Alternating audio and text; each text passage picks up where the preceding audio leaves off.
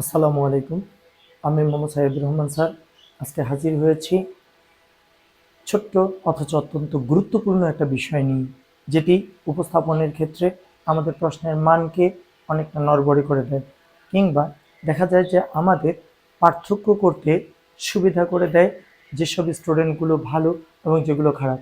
আমরা যদি এই বিষয়গুলো খেয়াল রাখি, তাহলে ছোটোখাটো বিষয়গুলো অথচ অনেক সময় অনেক রকম বড় রকম ভুল থেকে আমরা বেঁচে যেতে পারি।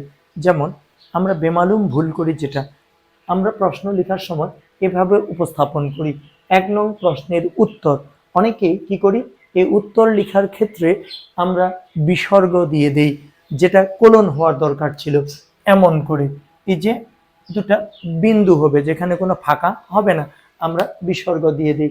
আরেকটা ভুল করি, সেটা হচ্ছে যে আমরা এখানে এই যে বিসর্গ দিয়ে আবার কোলন দিয়ে দিই, অথবা আমরা এভাবে কোলন দিয়ে এভাবে দিয়ে দিই, যেটাকে কোলন ড্যাশ।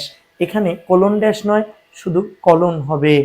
অন্যদিকে যদি আসি, আমরা কখনো কখনো সংক্ষেপে এভাবে লিখি, উত্তর উত্তর কিংবা উত্তর এভাবে, কিন্তু কোনোটাই ঠিক পদ্ধতি নয়।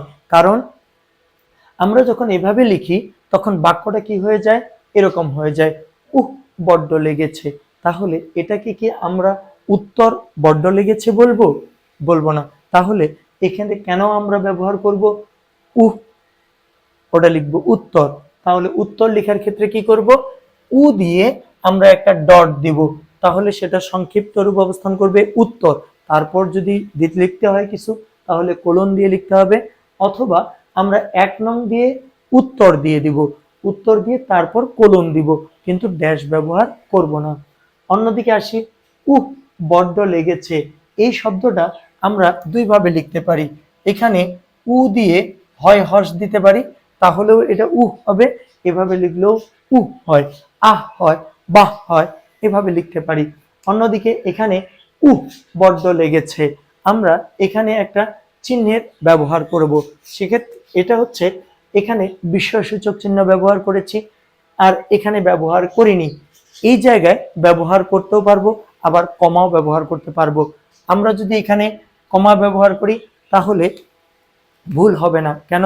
আমাদের 9-10-এর পুরাতন বোর্ড বই 206 নম্বর পৃষ্ঠায় অত্যন্ত চমৎকারভাবে বিস্ময়সূচক চিহ্নের যা আলোচনা করা আছে, সেখানে বলে দেয়া আছে যে আধুনিক নিয়মে বিস্ময়সূচক চিহ্নের জায়গায় কমা ব্যবহার করতে পারবো। আমরা এই জন্য এখানে কমা ব্যবহার করেছি, যেহেতু বিস্ময়সূচক বাক্য, তাই শেষে বিস্ময়সূচক চিহ্ন দিয়েছি।